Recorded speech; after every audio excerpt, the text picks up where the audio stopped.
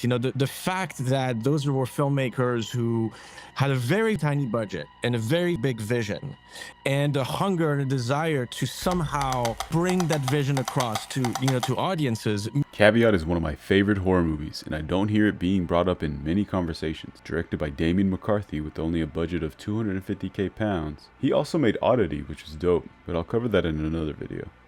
This movie is a slow burn, but it has one of the best payoffs that's been branded into my brain. The entire movie holds up this tension, dread, and is accompanied by an eerie atmosphere which rubs my brain in all the right places. Spoilers ahead. The opening scene shows Olga holding a terrifying bunny who is just beating the drum, supernatural vibes. Then the main character, Isaac, gets contacted by a friend to do some babysitting. 2 days work for you if you're interested. To watch over his niece, Olga, but there's a caveat. Alright, wrap it up. Olga's dad died last year, but by his own hand. Olga's mom's been missing for 8 months. And Olga keeps returning to the house where her father died. Mo doesn't want a babysitter because she's got some schizo problems. And I don't like the idea of her being out there on her own. She's your niece. Why don't you babysit her yourself? Oh, hell nah. The house is on an island and Isaac can't swim. The house looks like a Nazi zombies map. Look at it. So much rubble, literal chunks missing off the walls. Olga doesn't want anyone getting too close to her because she has this irrational fear that she's going to get attacked while she's asleep. Mo tells Isaac, you gotta wear this harness. For the safety of Olga, you feel this eerie tension the entire time as if there were another set of eyes watching Isaac, which also adds to the atmosphere. After Isaac explores the basement, he finds a glory hole. Earlier, Isaac saw in the newspaper that Olga's mom had been wearing a key around her neck, and he connects the dots. We find out that Mo was the one who was responsible for unaliving Olga's parents. Meanwhile, Olga's mom's corpse is still in the basement.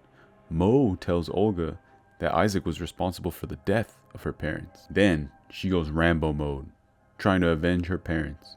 Isaac hides into a tiny crawl space where he sees this. Although this is a corpse, her eyes still look colorful in contrast to her bleak appearance. And I was not expecting this. Narratively, the film gives you vital bits of information as the plot unfolds.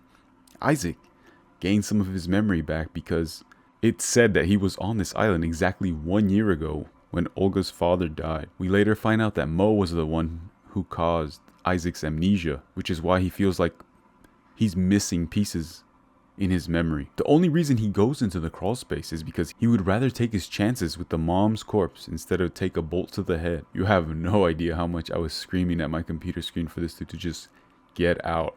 Like ASAP. She doesn't move at all for the beginning, but when compared to the crawl space scene, it just seems like she's playing a game of some kind. Maybe the bunny has something to do with the way she moves. And now for my all-time favorite part. Olga is still holding it down being Robin Hood, and Isaac knows his mother moved, so instead he throws a Hail Mary and takes his chances with the mom. He finds her just like he originally saw her. But what kind of games are we playing here? Knowing that she can move creates the utmost tension for us, because he's in such a tight confine with her. This scene made me clench my jaw and just shout for Isaac to just hurry up and get out on like some Uncut Gems type shift. He then gets right in front of her, back turned up against her and all, as he just tries to cut out a bigger hole so he can just get the hell out of there. The constant panning makes it so much more terrifying, since we can only see what's going on through the point of view of Isaac, making the light source so much more valuable. One point of view at a time, instead of giving us the whole picture. I'm glad they went with this route though, instead of just giving us the full scope like other films do. Her position changes ever so subtly, enough for us to cheer for Isaac to just start cutting faster. Like, dude, get out. But just enough to not really question it if you looked away or covered your eyes. He puts a beanie over her head because he did notice the change, well, at least I want to think he did. He continues to cut away at the wall and looks back. What's this? She cut through the beanie? Nah. So she moves only through the dark in small amounts, at least I think so. Almost as if she wants him to know. So we can infer that she could have been watching him the whole time.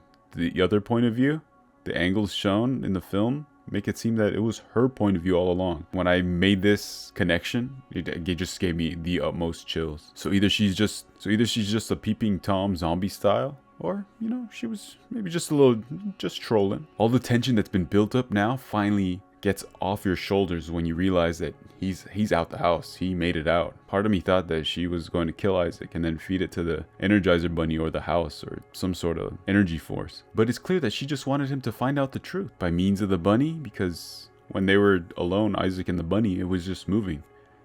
slowly beating the drum faster as he was getting closer to her body. And even in the opening scene, it was going crazy as Olga made that first hole. Olga then shoots Mo in the back and locks him in the basement with her mom. Mo thinks he's going to ambush Isaac, cutting the bigger hole, but then he hears Isaac on the intercom. To his surprise, he then backs up, almost knowing what awaits him. So she probably just wanted revenge, right guys? If you made it this far, thank you for watching, and I'm open to any recommendations. I'll see you in the next one.